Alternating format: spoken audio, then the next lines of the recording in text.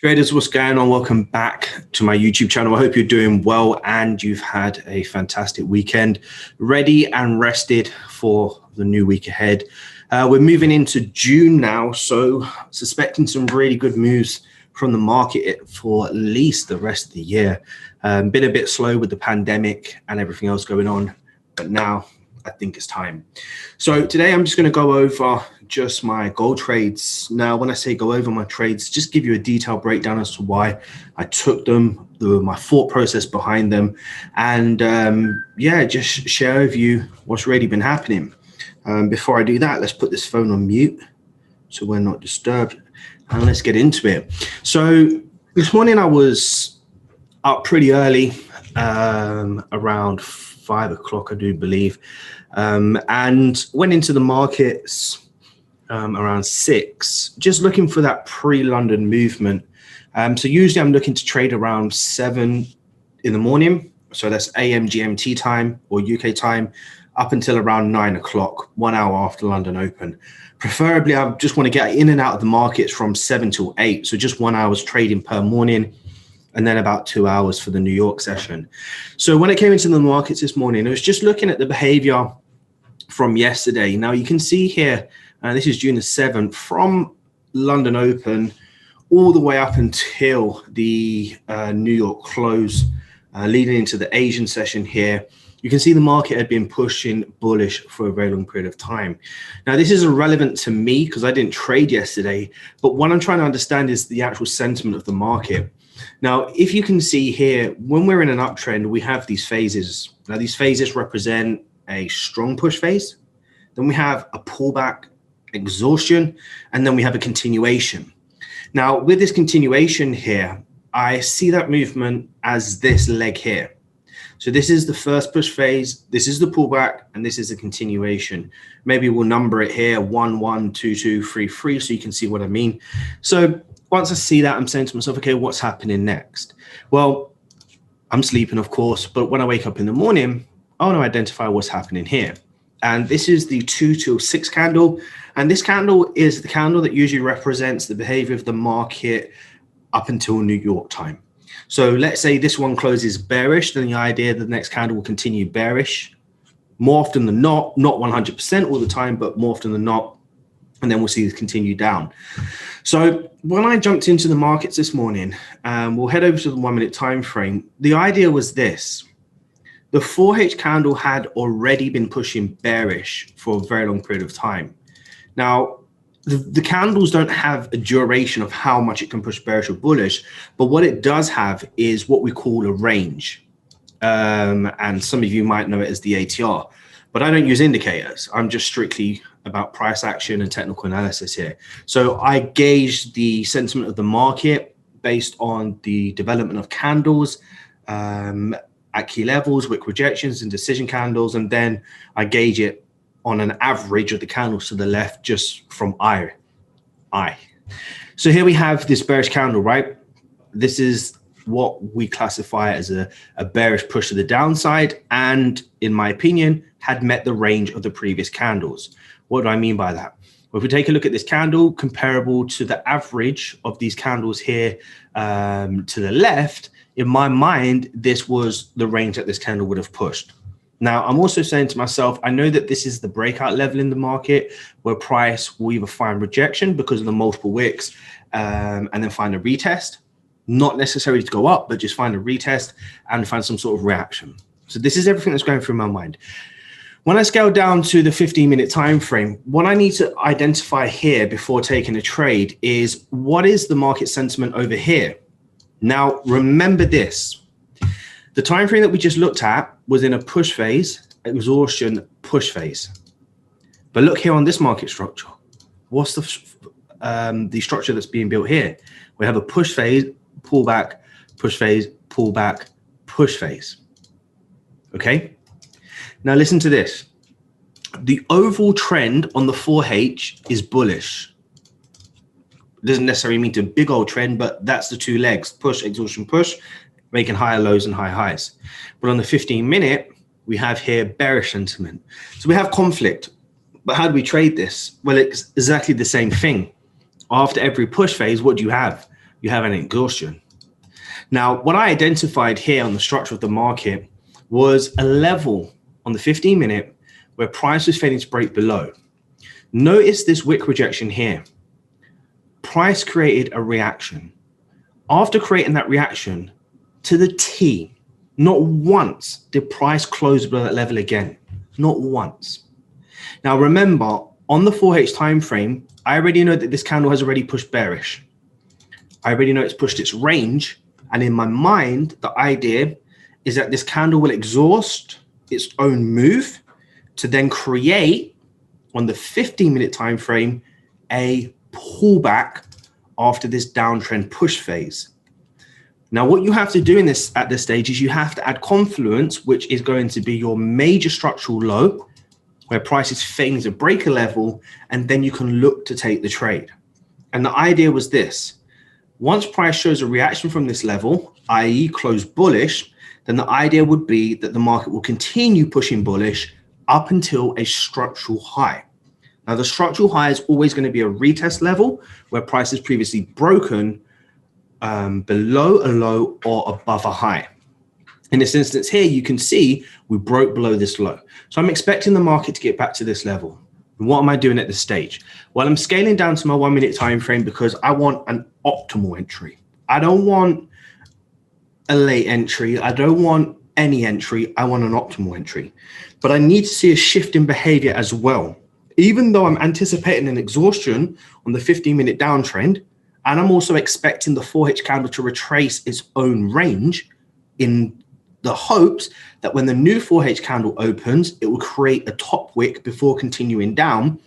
We still need to see a behavioral change here on the 1 minute time frame. So how do we do it? Well, we have a brick wall to the downside where price is pushing bearish. We also have evidence here where price is failing to break structural lows. And then what do I need next? I need price to take out structural highs, and I need price to break the brick wall. This then shows me that the momentum of this market is shifting from being bearish to bullish. I'm getting the earliest signs. And then what am I going to do? I'm going to look for a tradable opportunity. Now, once I see price starting to push bullish, as you can see here, and close with strong momentum, as you can see here, then it's time for me to jump in the trade. And that's exactly what I did, jumped in the trade. So the whole idea behind this trade is this. The 4H has pushed its range into a previous retest level in the market.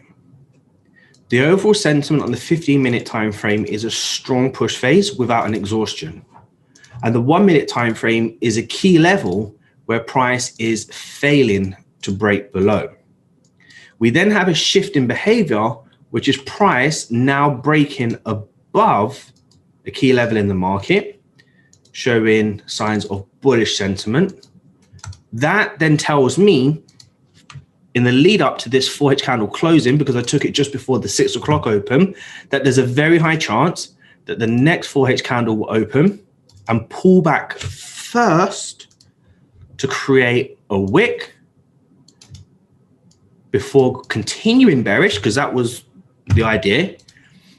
What I will see as a pattern and behavior that supports this movement here is what now could be the exhaustion in line with the new wick that forms on the 4H time frame and the behavior on the 1 minute that creates the retest for the continuation. And that's exactly how we see it here. So I took this trade for a 1-to-4 risk-reward ratio. Absolutely gorgeous. In and out, shake it all about. The next trade I took this morning was also in gold for 3R. So I did actually take a small loss over here, less than 0.5% loss on a sell. But we're not worried about that. I took a loss, guys, just so you know. I do lose, and I lose often. It is just part of trading. But the difference between me and somebody else is that I'm just ready to cut my loss instantly. Couldn't care less. I only want to get in the markets when the markets are moving. So I cut my loss instantly. It wasn't even a 0.5% loss. I don't even want to pretend here. It literally was, let's call it this. It was so small. I literally just closed it immediately. So it was something like that. Then on this trade here, I managed to pull 4R out of the market, which was pretty decent. And then here on the sell, I managed to pull 3R out of the market. Now, with this trade here, this was really interesting because it's the same principle as what you previously saw here in terms of behavior and price not breaking above. The exact same behavior here, identifying strong push phases and expecting exhaustions from candles. I'm not going to go too much into it, to be honest with you, but this was the same idea. Again, I'm just looking for a level in the market where price is failing to break, looking for price to show signs of momentum. Jumped in this one early on the break of the previous wick. So the idea was once price fails to break above here, we have the break below the wick, anticipating price to get back to these lows as bare minimum. Now, I don't know why I didn't hold it, but it is what it is. You know, I'm not a perfect trader. I have emotions as well. And sometimes I'm affected by the numbers. So when I saw that I was 3R up on this, plus my 4R over here and my half a percent loss over here, I thought it's time to take this trade and get out. Now, let me show you what happens. So the idea, remember, previous candle closed bearish on the 4H. Price now needs to create a top wick in order to go down. I'm now looking to take trades in line with the direction of the market sentiment. So after price creates that top wick, which is this information here, what am I looking to do? I'm looking to sell, because that 4H candle is now going to flip from being bullish after creating the top wick to turning bearish and continuing down in line with the 4H sentiment, which is this here.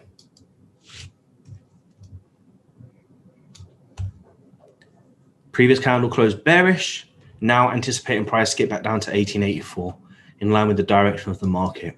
The last place that this market can come to continue this uptrend is this key level above the previous higher low. Previous candle closed bearish, created the top wick. That's why I took the sells. That's why I took the buys. And then that's why I took the sells. And then now the previous candle closed bearish in line with the previous 4H candle. Now I expect price to continue down to 1884. It can get there. It doesn't have to get there. I don't really care. But the point is, that's what I'm going to be looking for the rest of today. If I can get in some more sells, back down to 1884, we'll capitalize on our already plus 7R day, or we'll just call it a day. But that's just the breakdown, just bringing together the 4H time frame with the 15-minute and the 1 minute, identifying the overall consensus of the market basically from the 4H, then identifying the structure on the 15-minute, looking for the different phases, push phases, exhaustion phases, and then coupling that with the 1 minute time frame here, looking for behavior at the finest details, you know, structures down, structures breaking, momentum candles, bring it all together and then jumping in the trades. There are a few more elements to that, obviously, that we're not going to be able to cover in the time that we have for these YouTube videos, but I hope this can benefit somebody out there with your own personal trading. The point here is this: don't rush into a trade. Make sure you're just patiently waiting for things to make sense. And once it makes sense, then, you know, jump into the markets. But until it does, then don't rush, because as long as you're managing risk, you're waiting for higher probability setups. That's the patient part of the game. And then you're executing once you see them, not allowing FOMO to stop you from jumping into the markets, or fear, shall we say, jumping into the markets. You know, the numbers will start talking for themselves. So, yes, I hope you enjoyed that. If you did, please, all I ask from you, just for me to keep doing these videos, is that you smash that like button for me, just to share this with everybody else out there. Subscribe if you've not already subscribed, traders, and turn on notifications. And until next time, continue to trust the process.